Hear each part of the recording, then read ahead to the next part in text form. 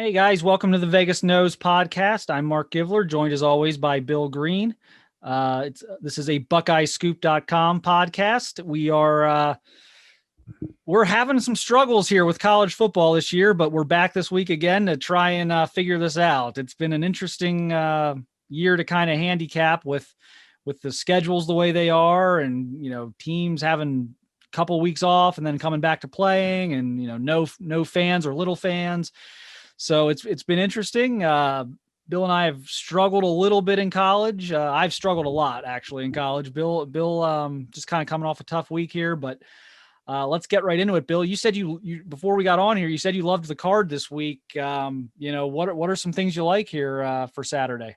Yeah, I liked a lot of games this week and really had to cut it down. I cut it down to 6. Probably could have played 10 or 12. There's a lot I like, and I don't know if that's good or bad for the year. 12, 13 and 1 game below 500, 2 and 3 last week. It's just kind of been and that's kind of what it's been. Hit and miss, hit and miss, hit and miss. Looking to have a big week to kind of jump out ahead. So the first one I like this week is I really like Alabama Tennessee game. I like it under the 65.5 points. Alabama had that offensive explosion last week against Georgia. Tennessee was totally inept, against Kentucky. And I don't see how those offensive woes get solved, even going against the suspect Bama defense. I saw some good things out of the Alabama defense in the second half against Georgia. I think Tennessee is very similar offensively to Georgia, so I don't think it's a radical scheme change there. I think Bama will run the ball this week more. Probably looking at more of a 38-17 game or a 35-20 game, but I don't see any way those teams score 70. So my first pick is Alabama under 65.5 playing Tennessee. Yeah, I looked at that one. Haven't played that one. Wasn't sure. The 21 looked okay to me, but just didn't pull the trigger on that. Oh man, I'm already like regretting my first pick here, but I am just not a believer in Michigan State this year. I think that's a steep rebuild. I think there's a lot of work there. I think Mel Tucker is probably the right guy for the job. I'm just not sure what it's going to look like year one. And I am going Rutgers plus 13.5 against Michigan State. I think Schiano has hit the transfer portal pretty well to get some plug and play guys. I think it's going to be an ugly, low scoring game. And I think if Rutgers can get 13, 14 points, I think that's going to be enough to cover the spread. I don't think Michigan State's going to get to 30. I don't know that's going to be the game's or the week's prettiest game by any stretch of the imagination, but I'm taking the 13.5 Rutgers at Michigan State. What's your next pick, Bill? Well, and we say this every week that we never compare notes. We do compare recruiting notes. We never compare our gambling notes ever. Yep. And I think we've only had one time that we've disagreed this year, and that was an NFL game last week. So last week, yep.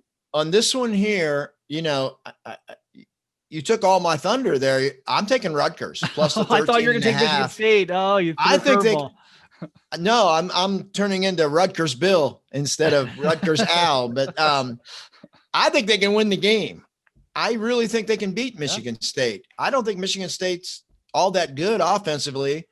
They are going to be pretty good defensively, but Rutgers wasn't terrible last year defensively. The offense put them in such horrible positions. So I'm with you. I'm looking at one of the ugliest, most boring games in the history of college football, like a 21-12 game or something, but that's fine when you're getting 13.5. So I'm with you. I'm taking Rutgers, and I think Schiano is going to make a heck of a difference.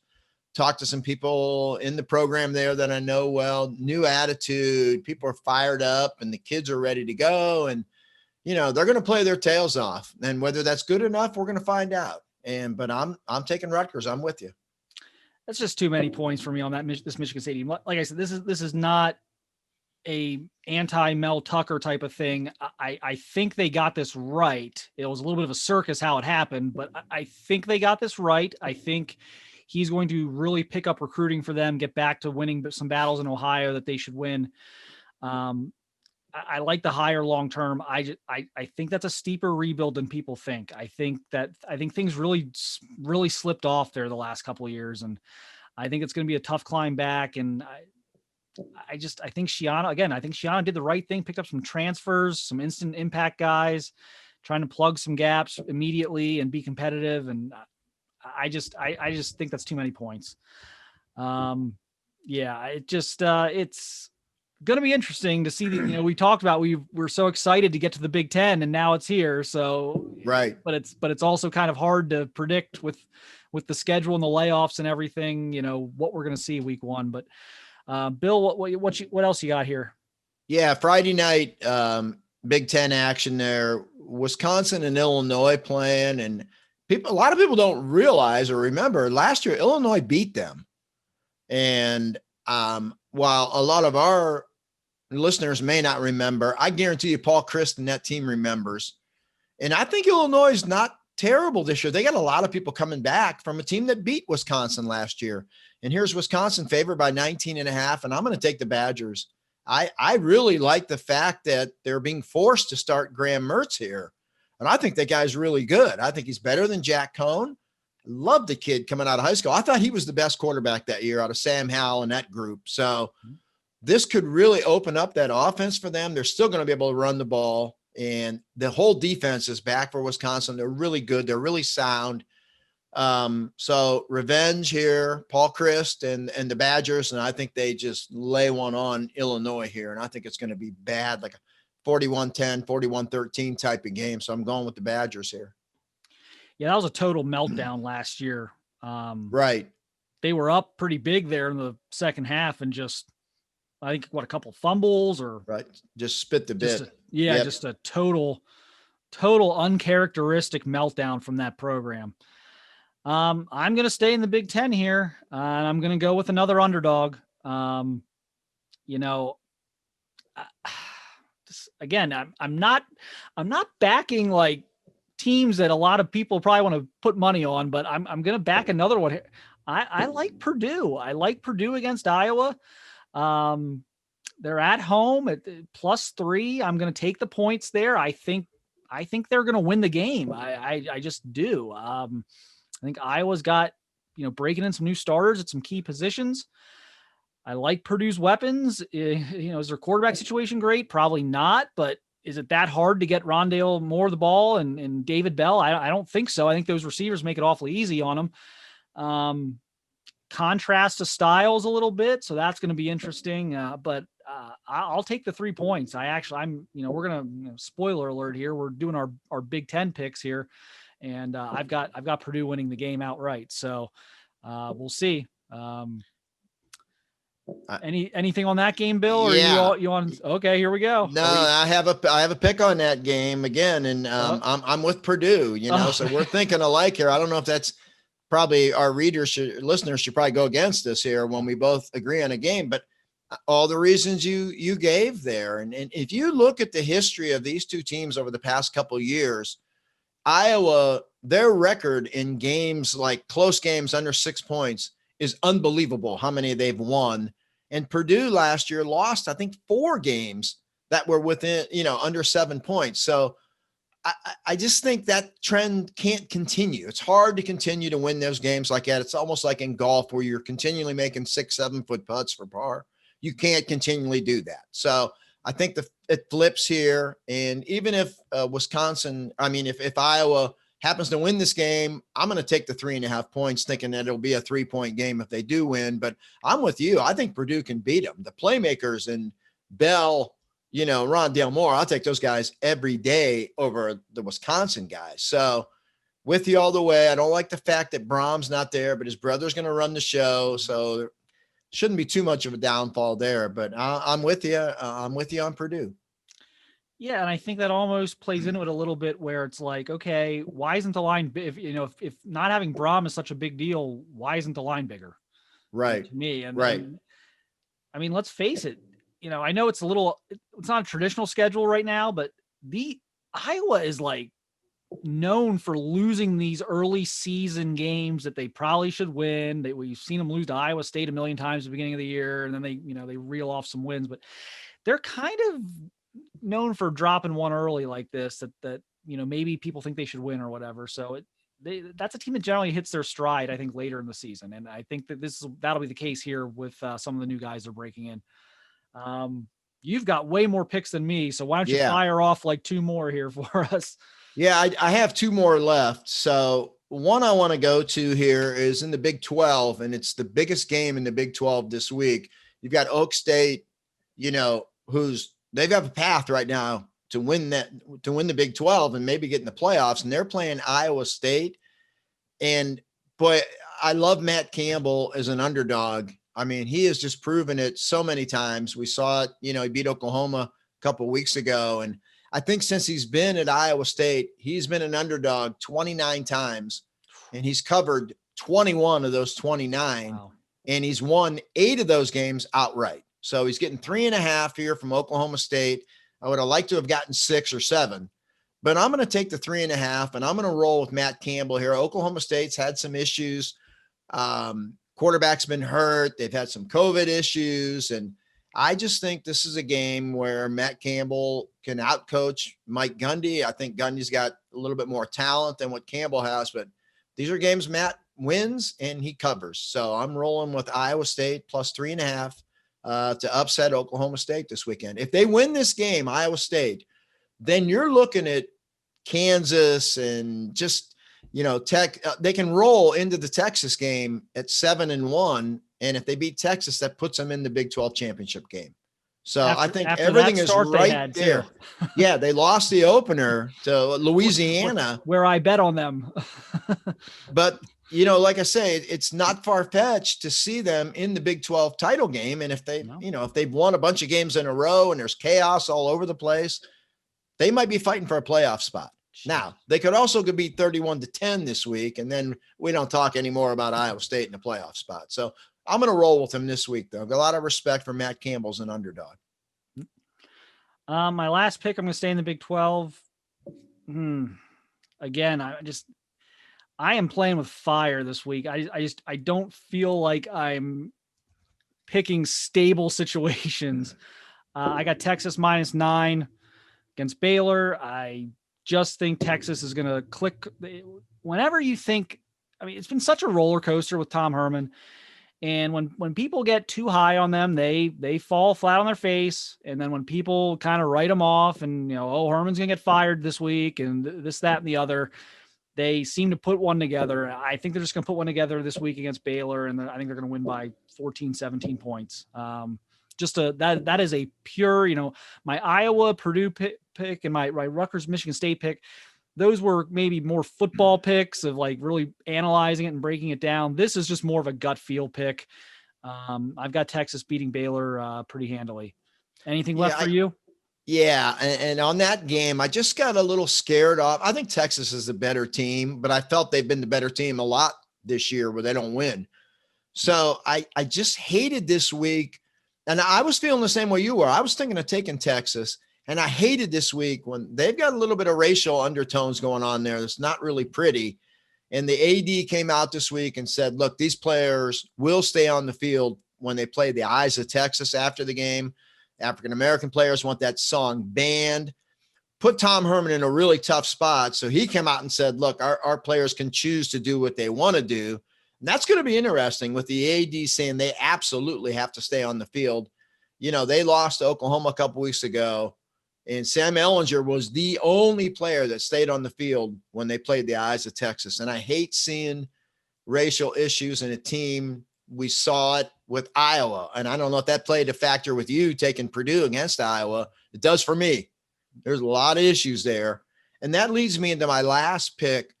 I got kind of lucky last week. I was doing my chat, and right during the chat, they actually put the lines out for this week in college football. And South Campus, guy on our site who's like sharp as heck, and the guy's so good. He said in my chat, hey, the line's out. Ohio State's 21.5. I left the chat and I immediately went to Bet Online, the site I use, and I bet Ohio State minus 21.5, thinking that line was wrong and it was going to climb. And that is exactly what has happened. Like, you're not going to get 21.5 right now. I think it's 27 or 28. Yep. I still like Ohio State, but boy, I like I like my 21.5 better than the 27 or 28. I can't really recommend anyone to take that high of a number, but I took 21.5 and I'm glad I got it and I'm riding with it. So, and again, when we get into COVID-19 and racial unrest in this country, where Texas and Iowa have struggled with those issues, especially the racial unrest. You look at Ohio State as almost the model program in terms of unity, togetherness, the things Ryan Day has done, the parents working together to get the season back, Justin Fields' leadership, the Jonathan Cooper video that they put out early. I mean, I just love where Ohio State is in terms of togetherness and unity, and the talent is off the charts. We all know that. So I think everything rolled into one. I think this team will come out and explode this week, where, last year in that opener against FAU, Lane Kiffin really had them confused a little bit defensively, and they didn't really hit on all cylinders. But I think this week, I think Nebraska's walking into a hornet's nest, and I think they're going to take one from Ryan Day this week. My questions would be on the Ohio State defense. So, if you don't want to lay the 28, maybe look to the over 66. But, I'm rolling with my 21.5, and I'm fully convinced Ohio State's going to put one on them. Yeah, I didn't do anything with that. I did record a morning show with Tom earlier, and I think the over is probably my favorite play in that game. I think it's gonna be a high scoring game. I think Ohio State's gonna win comfortably, but I think they're gonna give up some points in the process. So that may be a decent play for people, especially since I like it and I'm not playing it. So normally when that happens, it's a winner. So is that it for college? That's all my picks. That's it for me in college. Okay. Yep. Six picks. That's enough. All right, let's go to the NFL. We do have to go to the NFL. Yeah, it's the one area I'm competent right now. Yes, we have to. Wow. 2-1 last week. Of course, we both were way off on the Green Bay Tampa game, but I was 2-1. I believe I'm 12-9-2 for the season. Wow. So I'm plugging away in the NFL. And there's a couple of games that I like this week, but we'll let you start it off. I think we're both pretty conservative this week. I think we're both at like 3 games this week. Yeah.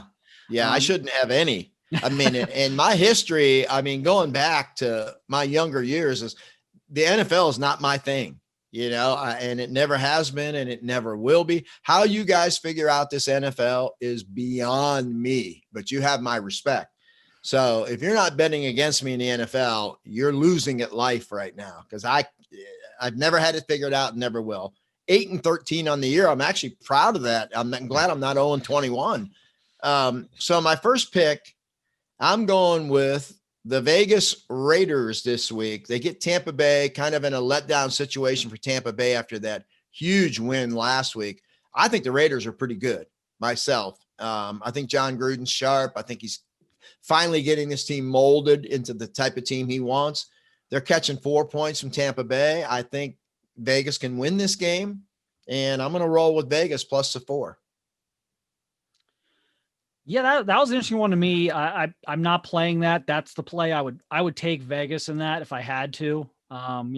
They beat the Chiefs, and it was kind of a similar situation several weeks ago where it just they get up for these big games. They play hard. I think they're well coached, and Tampa's been a little bit all over the place so far. So that makes some sense to me. Nothing there that surprised me. I'm going to quickly get in. So I posted this on the message board. I apologize. People are listening to this. The game's going to be over by the time you listen to this. But I posted the pick on the message board in advance just so I had it in there. 4.5 points for me is way too many in the Eagles Giants game, Thursday night game. It's the walking wounded for the Eagles. Even when they're healthy, those Eagles Giants games always seem to come down to a field goal anyway.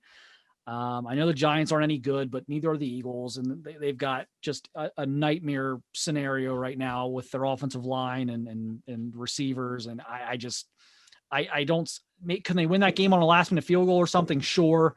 But I took the Giants plus 4.5. And we'll see how that turns out here. The game isn't over yet, so we'll just see. We'll just see. Yeah.